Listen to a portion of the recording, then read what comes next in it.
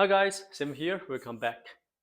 Recently, that every country in the world are focusing on the progress of the conflict between Russia and Ukraine. Some people may criticize and condemn, and some people may understand and support. And also, some of my foreign friends that ask me like, what do I think of this conflict? So today here in this video, I'm not going to repeatedly introduce what happened during this conflict and more willing to figure out what's the deep intention of every country that involved in it. So let's just analyze what Russia, America, and China want to get from this conflict.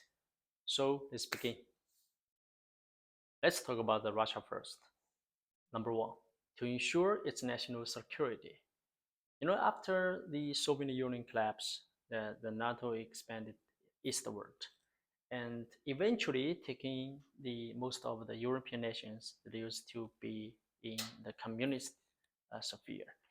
And let's see the Baltic republics of Lithuania and Latvia and Estonia.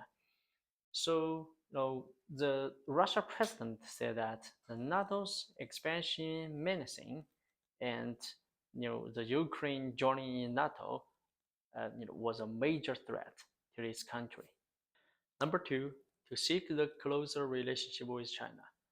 According to the senior Biden administration officials, it is on high level of Chinese government may be aware of the Russia's plan or intention before the conflict. We no need to judge whether this intelligence is true or not, but it sounds natural and reasonable, right? As we all know that Mr. Putin came for the Winter Games last month, and he was the most prominent leader by far to visit China since the COVID-19 began. So there's also the personal relationship between the Mr. Putin and Mr. Xi Jinping, and they two have met in person nearly 40 times.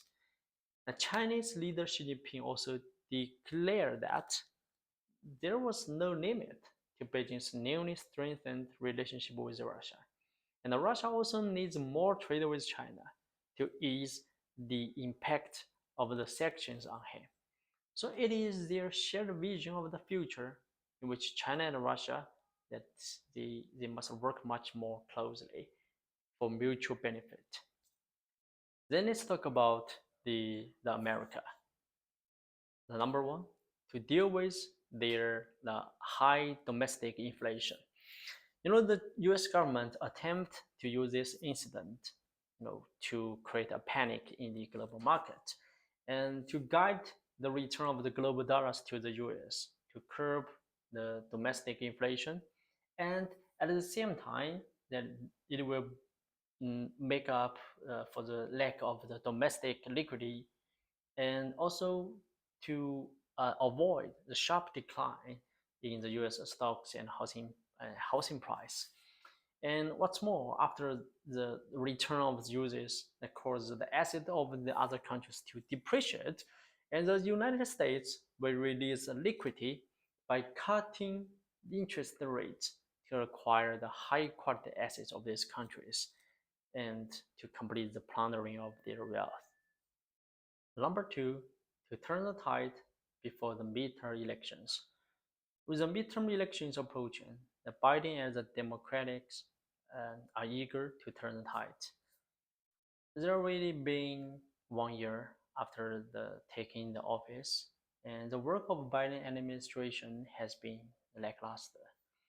So let's see, their attempt to ward off the coronavirus through the vaccination has failed.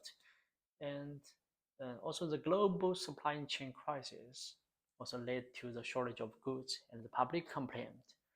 So a previous poll showed that 58% of the Americans disapprove of Biden's job as a president. And so as planned, the US midterm elections will be held in November this year, and the prospects for Biden and the Democratic Party are not optimistic. Last, let's talk about what China want to get from this conflict. Number one, to play a role as a mediator. The Chinese government has neither condemned or condoned the attack, and it has even refrained from calling it an invasion in the first place. And China has always said that it does not interfere in the internal affairs of others, which is a core principle of its foreign policy. And China has also released the signal that it it's willing to play a mediator role in the conflict between Russia and Ukraine.